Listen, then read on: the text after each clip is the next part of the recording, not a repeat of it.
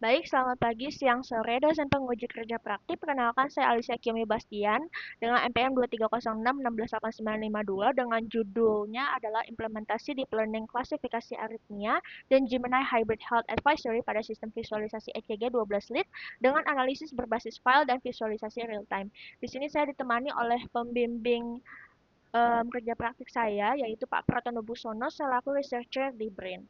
Untuk dosen pembimbing akademiknya adalah Pak Iksan. Oke, selanjutnya sebelum masuk ke pendahuluan, saya ingin disclaimer terlebih dahulu bahwa kerja praktik yang dilakukan adalah project based dan saya ditemani oleh dua rekan saya dan fokus saya adalah membahas model dan juga AI integration. Baik, kita akan masuk ke projectnya. Jadi di sini kita menggunakan PS410 ECG Simulator untuk sebagai device yang digunakan untuk memberikan sinyal terhadap em, jantung. Kemudian untuk tujuannya kami menggunakan em, dashboard yang interaktif secara real time dan juga berbasis file CSV. Kemudian kita mengintegrasikan kecerdasan buatan yaitu deep learning CNN one dimension terhadap kelas aritmia sebanyak 8 secara otomatis. Kemudian arsitektur yang terintegrasi dengan menggunakan front end-nya Java dan juga back end-nya itu Python. Untuk key features yang akan dikembangkan itu ada hardware interface dari serial comport, kemudian live heart rate, freeze and record capabilities. Berikut adalah link project yang sudah kami post di GitHub yang mengacu terhadap project kami. Berikut adalah beberapa tools yang digunakan. Kemudian untuk backgroundnya sendiri, penyakit kardiovaskular menyumbang 33% kematian global sehingga dibutuhkannya deteksi dini aritmia. Kemudian, untuk input utama dari model kami adalah sinyal lead 2 karena paling optimal dalam menampilkan gelombang PQRST. Kemudian, dari tabel bisa dilihat bahwa berikut adalah 8 kelas aritmia yang sesuai standar AAMI atau MIT-BIH yang secara dinamis akan dipetakan ke dalam level resiko untuk menentukan urgensi tindakan medis. Untuk basic teorinya, itu mencakup sinyal ECG 12 lead, kemudian morfologi PQRST, dan juga metode pengolahan sinyal ECG dengan menggunakan CNN. Selanjutnya, untuk literatur review, saya mereview dari jurnal yang mention mengenai multi-input CNN dengan error intervals dan juga deployment terhadap model untuk memprediksi kelas aritmia. Jadi yang kami gunakan di model training itu adalah bit-centered windowing and two-channel input untuk morfologi dan timingnya. Kemudian untuk clear data set dan juga thinly align itu menggunakan signal standardization, leakage aware splitting, dan juga time series native 1D CNN architecture.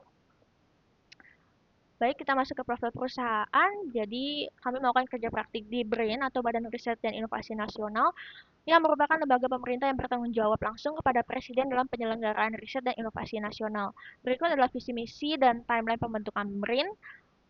Kemudian, untuk lingkungan kerja praktik dilakukan di kawasan Sains dan Teknologi B.J. Habibie Serpong, Tangerang Selatan di Laboratorium Elektronika dan Sistem Antariksa Terpadu di Gedung Teknologi 3 di bawah naungan Pak Pratondo, khususnya di Pusat Riset Mekatronika Cerdas dan merupakan kompleks riset terbesar di Indonesia dengan luas sekitar 460 hektar. Nah, area ini sebelumnya dikenal sebagai Puspiptek, kemudian direvitalisasi sebagai KST B.J. Habibie.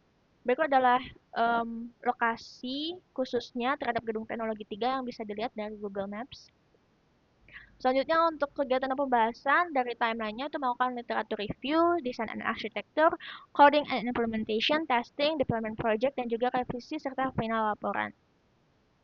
Selanjutnya untuk project flow, di sini ada 5 fase. Fase yang pertama itu menggunakan dataset dan juga metode windowing untuk machine learning.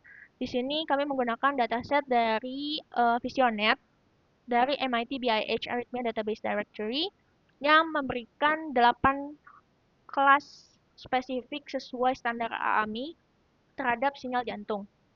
Di sini kami melakukan Windows segmentation dan multi-input CNN. Kemudian untuk fase yang kedua, kita mulai pre-processing dan juga training sebelum sinyal mencapai deep learning di neural network, yaitu dengan melakukan z-score normalization, dimensional expansion, dan juga model conversion.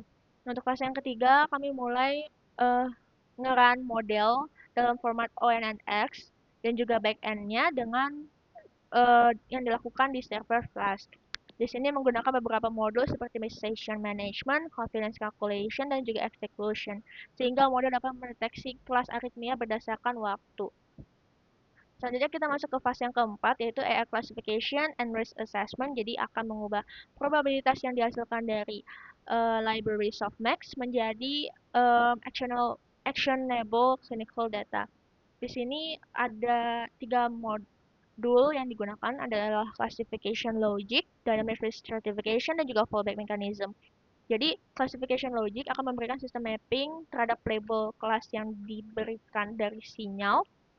Kemudian untuk dynamic risk-nya itu ada beberapa kategori resiko yang dihasilkan dari klasifikasi terhadap sinyal dan juga fallback mechanism. Ini terjadi ketika AI atau LLM yang kita panggil itu tidak bisa terpanggil terhadap sistem sehingga akan memberikan saran berupa offline. Lalu fase terakhir yaitu health advice dengan menggunakan Gemini API. Di sini sistemnya hybrid cloud AI strategy, jadi menggunakan local networks, tapi dengan reasoning secara online dari Gemini. Di sini promptingnya adalah personal base, jadi dikhususkan terhadap pasien, data dari pasien, karena tiap orang akan memberikan risiko dan juga kelas yang berbeda terhadap umur, kemudian berat badan dan juga jenis kelamin. Kemudian untuk operasionalnya, Gemini-nya itu dibuat secara terpisah supaya tidak terjadi error pada sistem.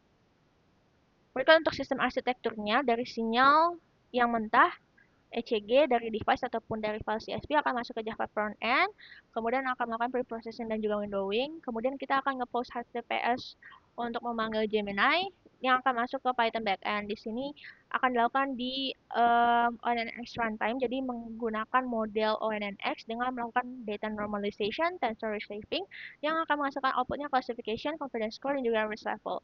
Nah, hasil dari output ini akan diteruskan terhadap Gemini untuk memberikan health advice terhadap prompt generation sesuai konteks dari pasien. Lalu HTTPS akan merespons terhadap post yang sudah kita berikan sebelumnya dalam format JSON untuk memberikan classification, risk level, dan juga health advice. Hasilnya dapat dilihat di dashboard Java yang memberikan hasil dan juga data dari pasien, kemudian ada juga saran yang diberikan. Berikut untuk deep learning model dan AI integration. Jadi untuk deep learning modelnya sendiri, kita dapat simpulkan bahwa akurasi yang didapatkan itu 97,7%, kemudian dapat confidence sekitar 99,85% dengan confidence thresholdnya 0,45. Kemudian model dapat secara perfect memberikan deteksi yang paling bagus itu di bundle branch blocks dan juga paste rhythms. Kemudian paling susah itu kelasnya adalah fusion bits di angka 0,95 prediksinya. Berikut adalah class distribution dan juga dataset shapes-nya. Kemudian untuk khusus AI integration kami membuat IP address di port 5000 di file model, kemudian membuat server di backend, lalu melakukan request HTTP untuk Gemini API dengan menggunakan toolsnya Postman.